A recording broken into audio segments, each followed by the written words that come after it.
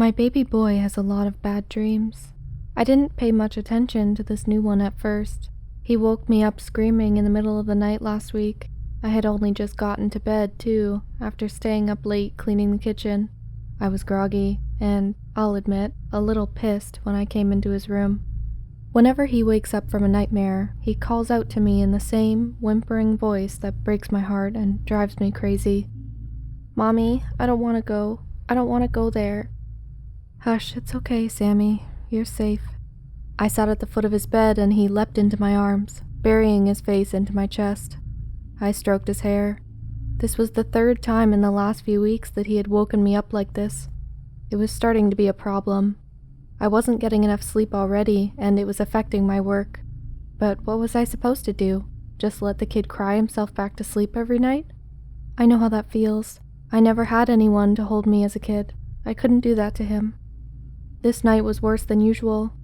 After 10 minutes, he was still clinging to me, whispering the same thing. "I don't want to go there. I don't want to go there." I checked the clock over his shoulder. It was 4. I had to be awake in less than 2 hours. "What do you mean, sweetheart?" I asked him. "Where do you not want to go?" He stopped crying that second, and he looked me in the eyes. It's amazing how intense little kids can get. "I don't want to go to the rickety house, Mommy. Don't make me go there." He melted into a look of sheer terror. "Oh, Mommy, please don't make me go there." He fell into my arms and wept. I held him close and rubbed his back, trying my best to soothe him, struggling to remember what my own mother would have said in this situation, and consciously saying the opposite. "Don't worry, baby. You stay right here with Mommy. You're safe." After nearly an hour, he stopped sniffling, and his breathing became regular. "You're safe," I told him. I've probably said those words 10,000 times. More? I repeated them to myself in the silence of the night. I don't exactly remember falling asleep with him in my arms, but I do remember seeing the clock the moment I woke up the next day. 9. Fuck, I was late for work, and he was late for school. Fuck. I looked at my phone. 20 text messages that I was too terrified to even open. Mercifully, my friend Betty was able to cover for me at the hospital. I called the school and told them that Sammy was sick. The lady sounded skeptical. "Why hadn't I called earlier?" she asked. Did I know that my son had already missed a concerning number of days this year? I told her I knew that, but what are you gonna do? The kid's sick. She paused for a long time, her condescension congealing, so I just hung up. Bitch. With Betty covering my shift, I knew I should probably spend the day catching up on cleaning. Instead, I lay in bed with Sammy watching TV until noon. For lunch, I made us grilled cheese, and with every bite a voice in my head repeated, "You're a terrible parent." That voice sounds less and less like my mother these days, and more like me. I managed to do a little bit of ironing in the afternoon, but it wasn't even enough to distract me from the mountain of other chores I'd let fall behind. I hadn't even written my mother a thank you note for her help with the rent this month. I had 5 unheard voicemails, and my heart started thumping in my chest every time I thought about them. Sammy did some coloring while I folded his clothes. I looked down at him, wistfully. I loved watching him draw. He became so absorbed, so earnest. For him, the contents of his drawing were so much more real than anything in my far-off adult world. I longed for that kind of innocence. I tried to remember my own childhood, the last time I had sat down and drawn a picture. Sammy looked up at me, eyes wide, interrupting my daydream. "Mommy, look." He held up his drawing, and I bent down to admire his prize, but I frowned. I had never seen a kid make a drawing like this. There were no bright colors, no funny animals. He had used brown and black and gray, and the lines were eerily straight. "Sammy, what did you draw here?" I asked him, trying to hide my unease. He answered me quite plainly, like it should have been obvious. "That's the rickety house, Mommy." It sure was. It stood on crooked stilts, 3 stories of brick and wood. The walls were all missing, so you could see the foundation and the bones of the thing. A chimney went through the center like a spine. There was no furniture, no doors, no kitchen. It was like someone had tipped the house over and poured all the life out of it. A wooden deck twisted around the house. In some spots, planks had fallen out of it, leaving big, yawning gaps. A thin railing girded it, but that too had collapsed in sections. Elsewhere, knobs and growths jutted off the exterior like dislocated bones. Plumbing dangled out of the bottom of the house, and a weather vane stood at the top, stretching into the sky like a dead insect. I looked back at him and conjured up a tired smile from somewhere inside me. "It's very nice, Sammy. Is this from your dream?" He nodded at me solemnly and closed my hand around the drawing. "Now that I drew it, it can't be real, right, Mommy? You'll put it on the fridge and we won't ever have to go there. You promise, Mommy?" I looked at the drawing. Part of me wished I could just throw it away. "Sure, Sammy. We can hang it up. Of course." He gripped my hand tightly and looked me in the eye. "You have to promise, Mommy. Promise you'll hang it up and that you'll never take me to the rickety house." I gulped. "I promise." He nodded, confident I was being sincere, and then he lay down on the floor and resumed drawing. This time, thank the Lord, a picture of a cat. I set the picture of the rickety house down, looked once more at its unsettling straight lines, and braced myself to see it every time I opened the fridge. The next 2 weeks were hell. Even with Betty covering for my absence, my boss still found reasons to be pissed off at me. I didn't clean the bathrooms fast enough. I missed a stall on the 3rd floor. I had a bad attitude. Every time I stopped working to catch my breath, he was right there waiting to chew me out. He was building up a reason to fire me, I could tell. He had never liked me, and why should he? I was flaky, I was a single mom. I never smiled at him when he complimented my tits. Still, home life made work feel like a picnic. Bills were piling up, and I knew there was only so much longer I could tell my landlady the rent check had gotten lost in the mail. I couldn't possibly ask my mother for help again. Groveling the last time had been bad enough. And Sammy. The poor kid was falling apart at the seams, and I felt powerless to do anything about it. During the hour or two we were able to spend together in the evening, he clung to me like a scared puppy, wouldn't leave my side, randomly burst into tears sometimes, told me how much he missed me during the days. It was all I could do to keep from breaking down myself. What was I supposed to do? I was working every hour I possibly could, and it still was barely enough to keep him fed. I let him sleep in my bed more nights than I care to admit. One day I got a call from his school while I was at work. The woman on the other end smacked her lips when she talked. "Miss Fletcher, your son was sent to the nurse's office in hysterics today. We need you to come pick him up." My stomach sank. It wasn't even lunchtime yet. There was no way I could get out of work this early. "What do you mean in hysterics?" I asked. "Is he sick? Did he get hurt?" "Physically, he is perfectly fine." She put too much emphasis on that first word. "He's just crying and asking for you. We're going to need you to come pick him up as soon as possible." At that moment, I saw my boss swaggering down the end of the hallway. "Shit," I said, not quite as inaudible as I should have been. "Excuse me?" the woman said. "I'll be there," I said, hanging up the phone just in time as my boss walked past. He scowled, grunted at me to work harder, and stormed off. I did the math in my head. There was no way I could sneak out, drive all the way to Sammy's school, take him home, and get back without the boss noticing. I couldn't even ask Betty for help. It was her day off. Fuck it, I thought. I dropped my mop to the floor and bolted for my car. My temples throbbed with anxiety every second of my drive to Sammy's school. I had definitely lost my job. Where was I going to find another one? My boss would never give me a reference. Now that I thought about it, I probably wouldn't be able to get one from anyone I'd worked with recently. A car cut me off and I laid on the horn like a maniac. Why couldn't I just have a normal kid? I felt so angry at myself for thinking that about Sammy that I missed my exit. As bitchy as the woman on the phone was, she wasn't wrong in her diagnosis. When I finally got there, Sammy was completely hysterical. He was curled up on a cot in the nurse's office, rocking back and forth and hyperventilating. His cheeks were raw from tears. Between whimpers, he repeated the same words, "Please let me go home." I took his hand and walked him out, careful not to let the nurse see the shame on my face. On our way out, we passed a group of kids who pointed at Sammy and laughed. He didn't even seem to notice, just kept on crying even louder. All the way home, I tried to coax out of Sammy what had happened. Had another kid said something? A teacher? Was he feeling sick? He had no answers for me, only tears.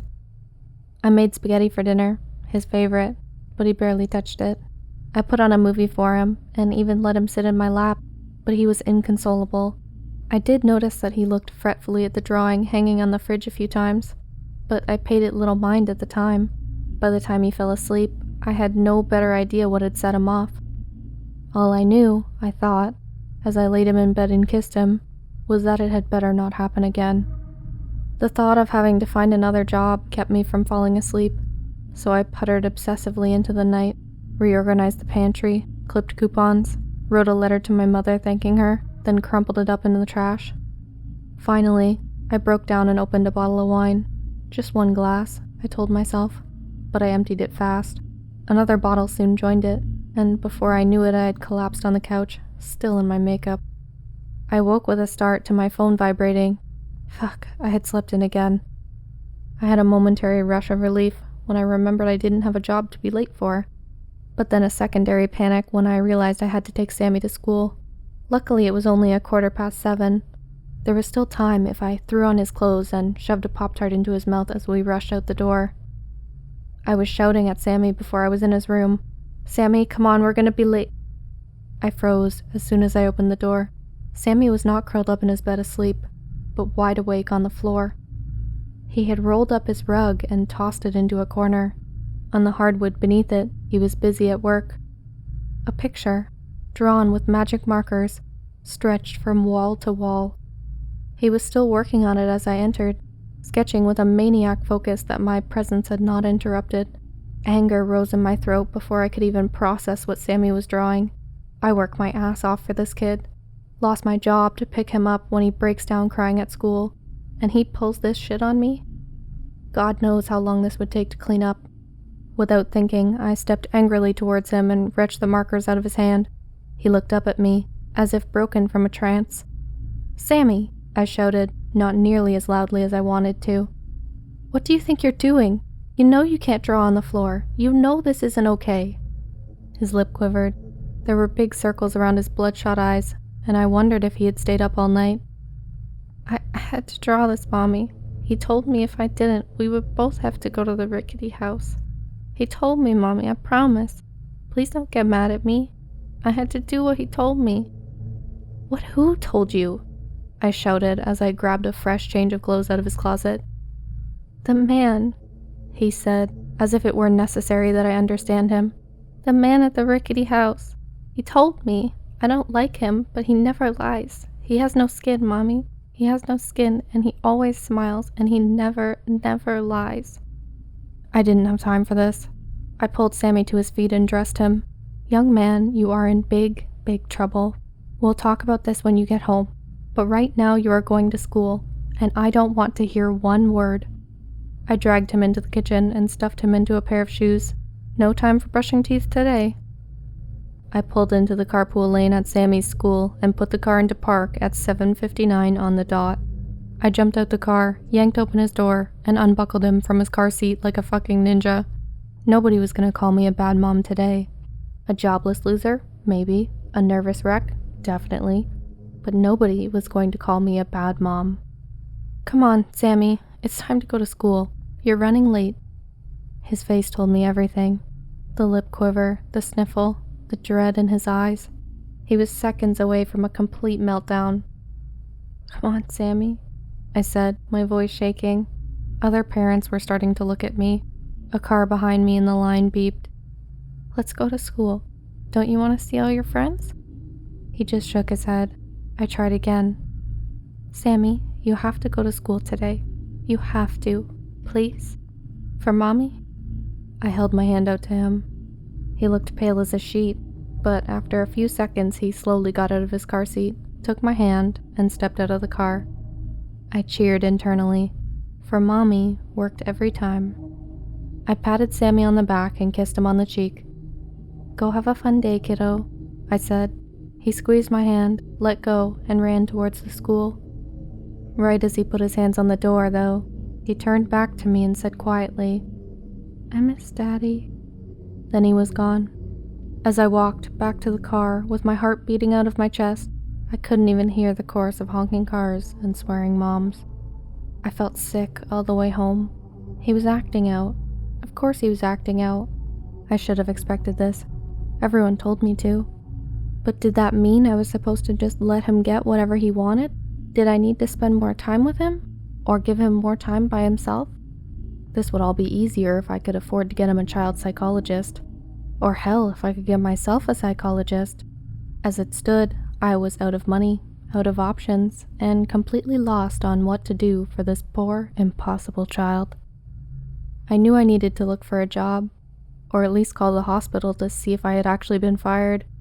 Any one of the voicemails or text messages that I was ignoring would probably give me a hint, but I didn't dare look at my phone, and I couldn't even think about a new job without a panic attack setting in. So I went for a long, rambling walk through the neighborhood. That was what I needed. Just a chance to turn off my brain and head in no particular direction at all. I went past the playground where me and Jim used to take Sammy on Saturday afternoons. I went by the church we had dragged him to one Sunday.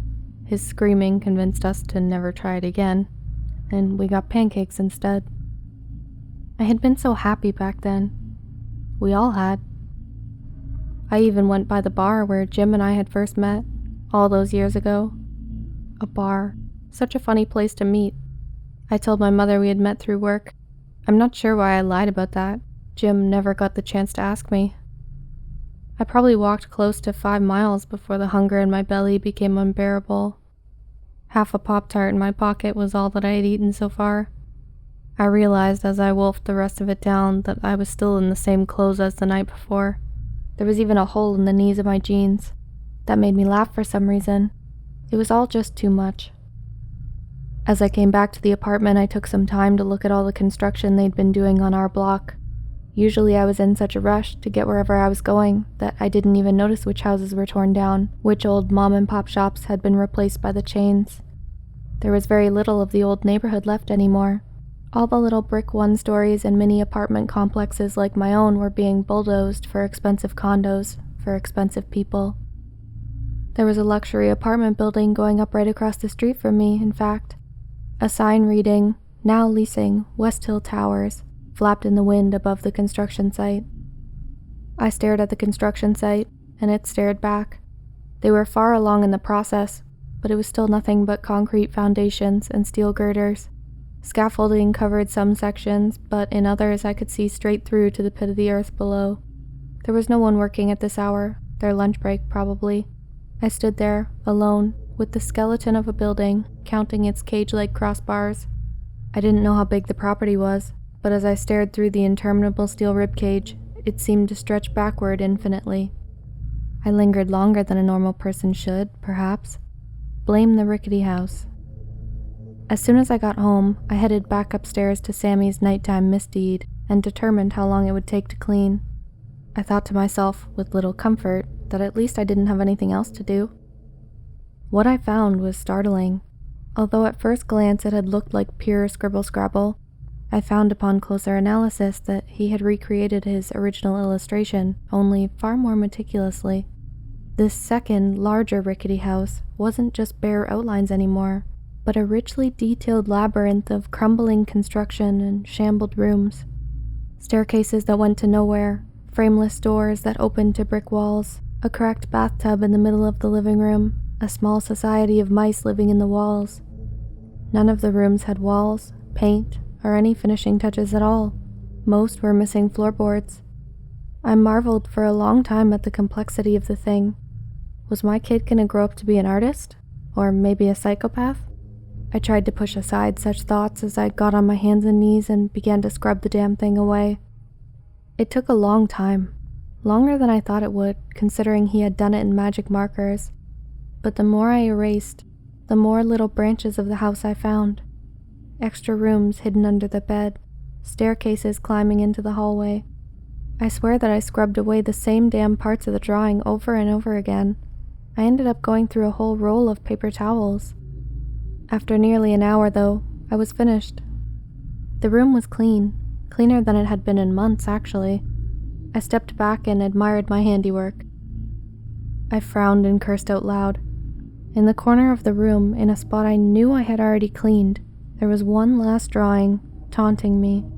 I stomped over to it and dropped down onto my sore knees, paper towel drawn like a six-shooter. And I stopped. For every other part of the drawing, Sammy had stuck with dull tones, grays, browns, charcoal black, but not this last lingering detail. I'm not sure how I could have missed it. A man standing on the edge of a balcony and waving. His eyes were wide, and he seemed to be staring straight out of the floor right at me. It gave me the creeps.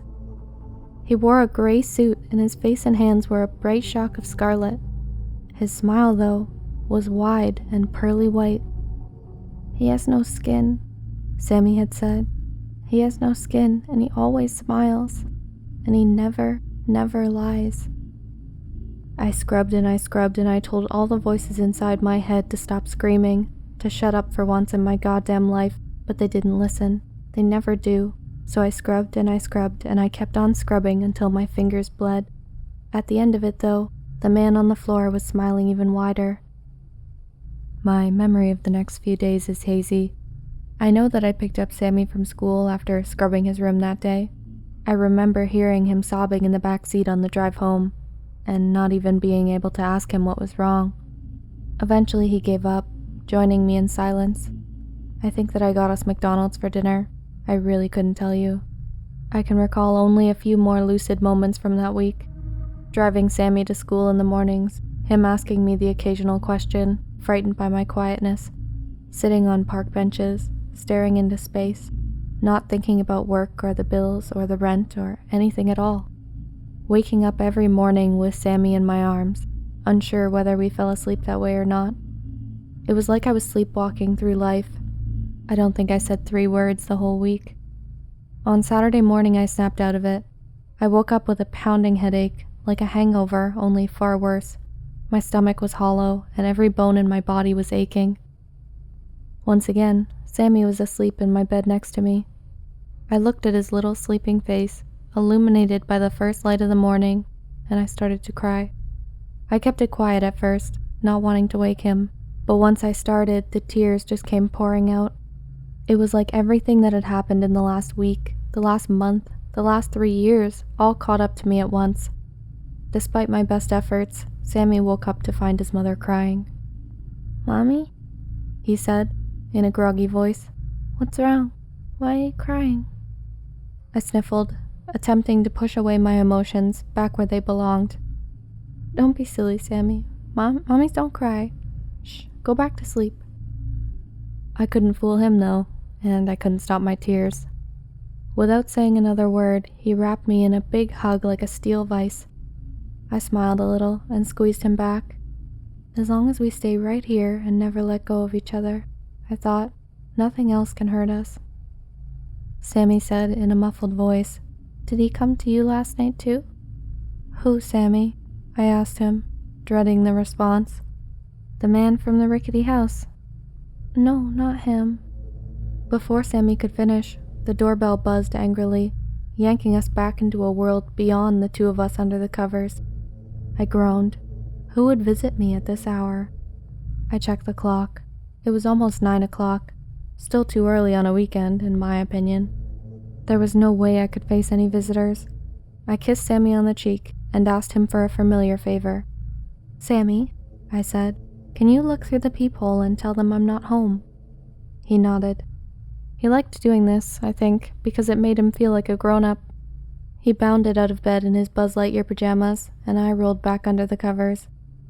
As loud as my anxiety was screaming at me to get out of bed, the warmth beneath my comforter enticed me back into its sweet surrender.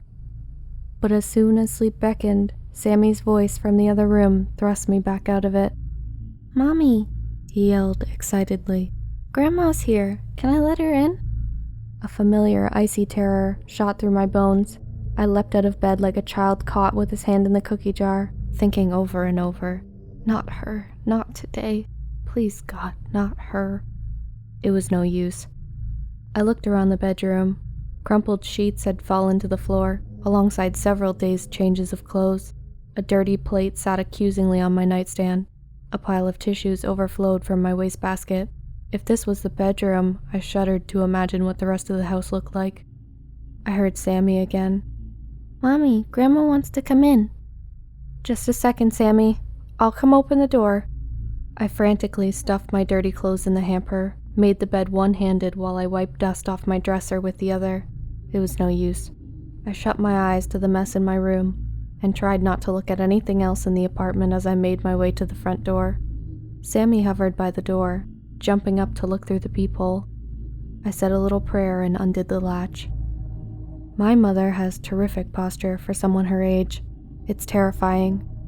She stood in my doorway wearing a purple coat with big buttons and holding a green handbag that I knew for a fact cost more than I get paid in a year. She smiled at me, then instantly frowned. "Oh my God, Jennifer, you look terrible." She leaned down in the next beat to wrap her arms around an awaiting Sammy. "Oh, I've missed you, my big, strong, handsome Sammy. Jennifer, let me come in. Sit down, for God's sake. You look like you're going to faint." "I'm really fine," I mumbled in protest as she pushed past me, grabbed me by the hand, and sat me down on the couch. "Didn't you get my texts?" she asked me, fluffing a pillow and laying a throw blanket over me. "I said I was going to come take Sammy to the playground for you. Jesus Christ, you really don't look well. Have you been eating?" "Grilled cheese, spaghetti." I felt 5 years old again in her presence. She laid her hand across my forehead. You don't feel warm, but you're white as a sheet. Can't you learn to take care of yourself? I'll make some soup." I sighed, sat up, and tried to get off the couch.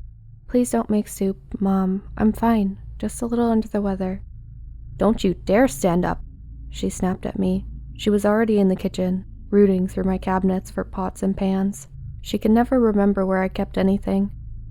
"How you find anything in this place is beyond me," I could hear her murmur. I rolled my eyes. "This place is a sty, Jennifer. I'm surprised. What is that smell?"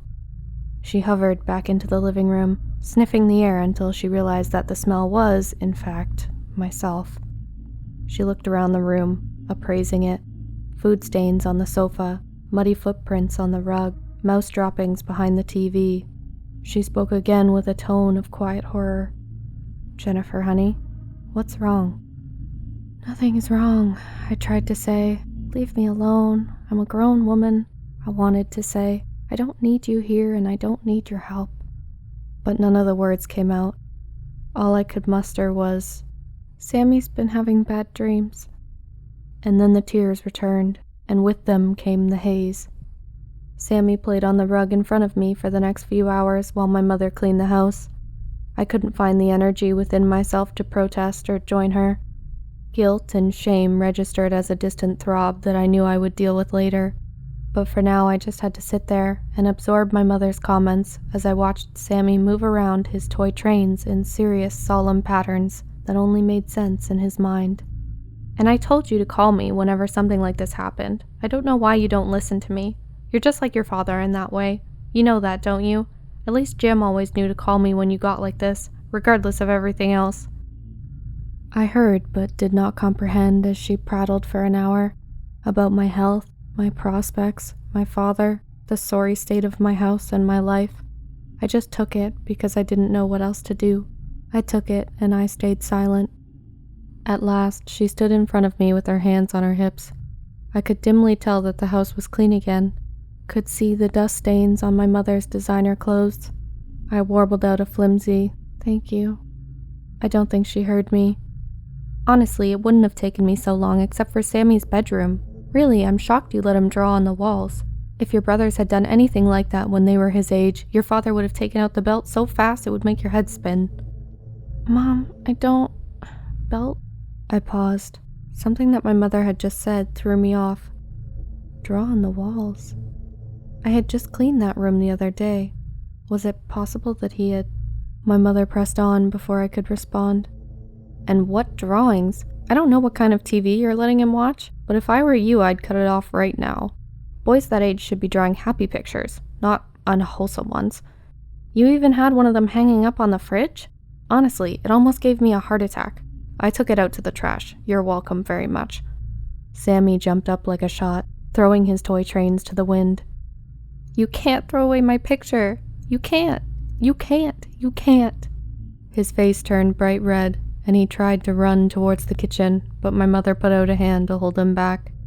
"My goodness, young man. Jennifer, is that how you teach him to talk to his grandmother? Sammy, we can't draw such nasty pictures. It's not nice." Sammy screamed for my mother to let him go, and he flailed his arms. For her part, my mother looked frightened. She'd never seen Sammy this way. "Jennifer, what on earth is getting into him?" I stood up on wobbly legs. I didn't know where to begin with the picture, the rickety house, the man with the red face. The best option was to just leave it unsaid. "The picture is important to him, Mom. Why the hell did you throw it away?" I walked over to the kitchen trash and opened it up. "Jennifer, watch your mouth in front of your son. God, can you help me with him? It's like trying to hold a seal." Sammy continued to squeal and tried to wriggle out of my mother's arms. I didn't like to see her manhandling him that way. Unlike my father, I'd never seen her hit a child, but she was still more tolerant of the idea than I was comfortable with. "I'll get the picture out of the trash and he'll be fine," I said. Only I couldn't find it. The trash was empty.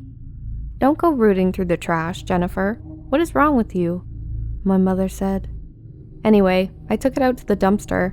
That trash room is very scary. I hope you don't go down there by yourself." "You what?" I couldn't believe what I was hearing. If I couldn't get that picture back, Sammy was going to be inconsolable. "I figured I was doing you a favor, but I won't bother next time. I was lucky, too. The garbage truck came right after I did. Honestly, all this fuss over a picture." Her voice was cut off by a scream. "Ow, Sammy, no, you cannot do that." I heard a clatter and a stampede of tiny feet. I knocked the kitchen trash can over as I ran into the next room. My mother was standing, holding her hand in pain. 3 pinpricks of blood lined across her knuckles where Sammy had bitten her. Sammy was at the front door, pounding on it like a lunatic. "Sammy," I shouted. I ran over to him and scooped him up off the ground into my arms. Behind me, my mother was swearing. "You little brat." I ignored her and held Sammy in front of me. I looked him in the eyes and he looked back. I had never seen him so deadly serious. "Mommy," he said. His voice was shaking with terror. "Mommy, we need the picture. We need the picture or he's going to make us go. We'll have to go with him, both of us." I nodded and I set him down. I knew what I had to do. "Mom, I need you to watch him for a few hours. I'll be back." I heard her scoff in the next room. "You think I'm going to babysit for you now? Jennifer, I may have to get stitches. This boy is out of control. I'm warning you." "There's Band-Aids in the medicine cabinet." Without another word, I opened the door, slammed it shut, and ran down 3 flights of stairs to the street without stopping. At the far end of the street, I could see the garbage truck at a stoplight. I took off like a jungle cat. I don't know where I found the energy to run that day. I should have collapsed in the street. Some primal maternal drive pumped adrenaline through my veins, allowed me to ignore my heart fighting its way out of my chest, my lungs begging for mercy. I barreled through groups on the sidewalk. Some guy flipped me off. Dogs barked. Cars honked. But my mind was of singular focus, thinking only of what would happen if I didn't get that drawing.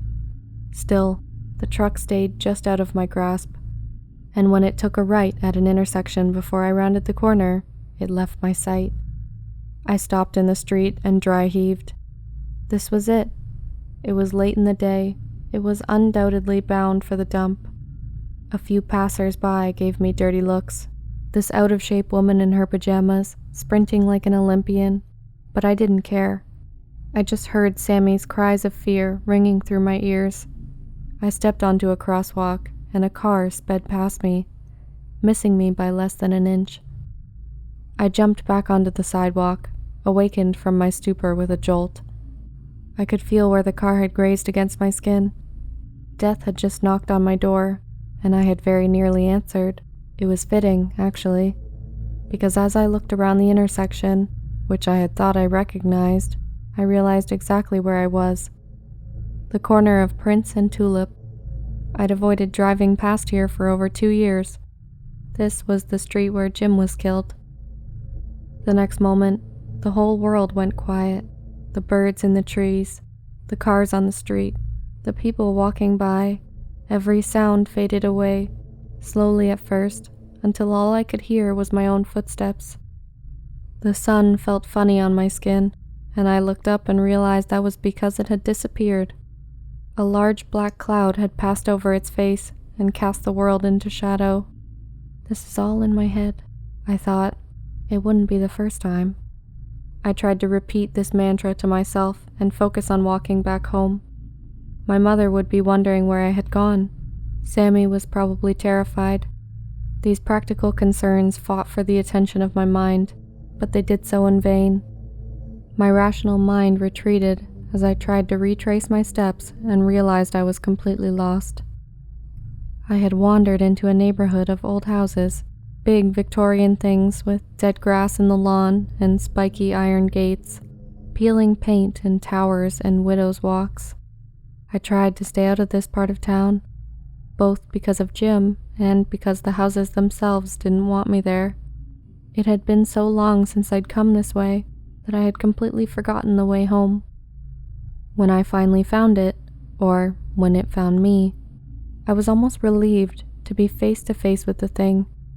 Just past a bridge, over the river, and across from a vacant lot, there I found it. The rickety house. Without a second thought, I pushed open a half-rotted wooden gate and walked through. I walked past a stack of broken doors in the yard, hidden by the tall weeds, and I just stared at the rickety house. It was as Sammy had drawn it, and more. Immense but unfinished, imposing like an enormous, decaying corpse. It climbed and climbed and climbed, and when I tried to count the stories, I got dizzy. With no walls, I could look straight through to the center, too, but no matter how far I peered in, I couldn't see through to the other side. All within was darkness, an endless row of wooden beams and rusty nails, a pit with no bottom. I ducked under a beam and entered. Everywhere I went, the construction of the rickety house defied logic. Stairs supported by splintering boards, rooms in the back of the house with windows that opened to the front, rooms with no floorboards that somehow held furniture anyway.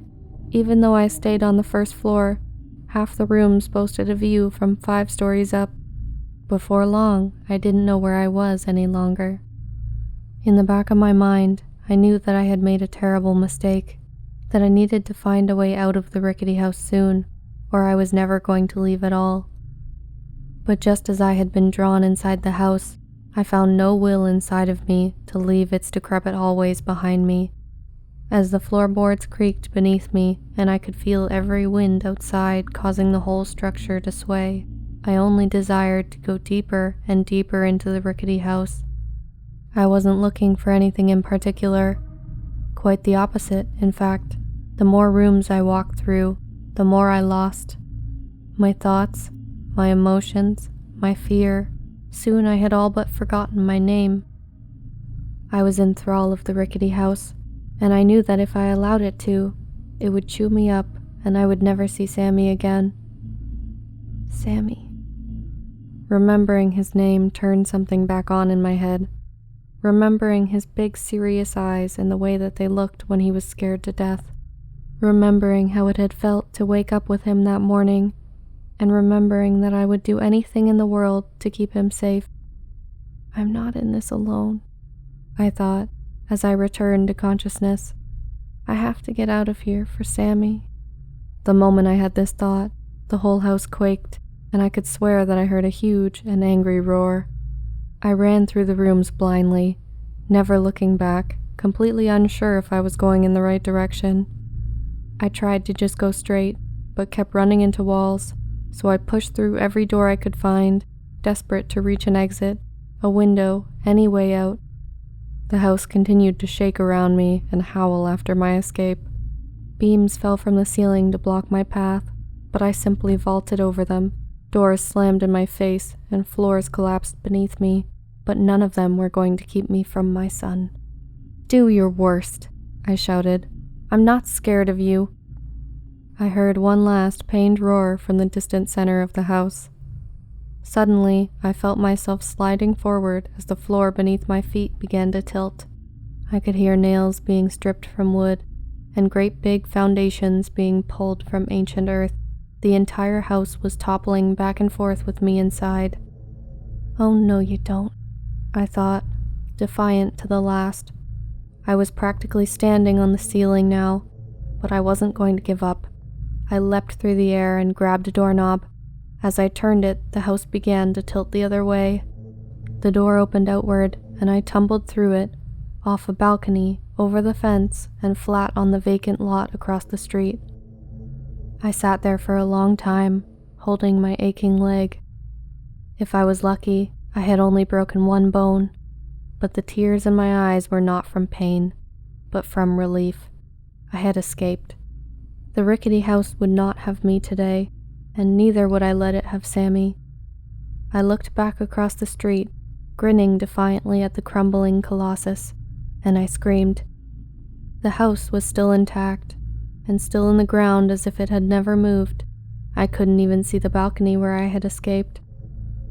But standing on the spiral deck, 4 stories up, was a familiar figure.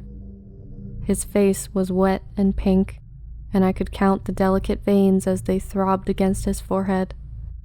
His eyes, lidless, were startlingly human.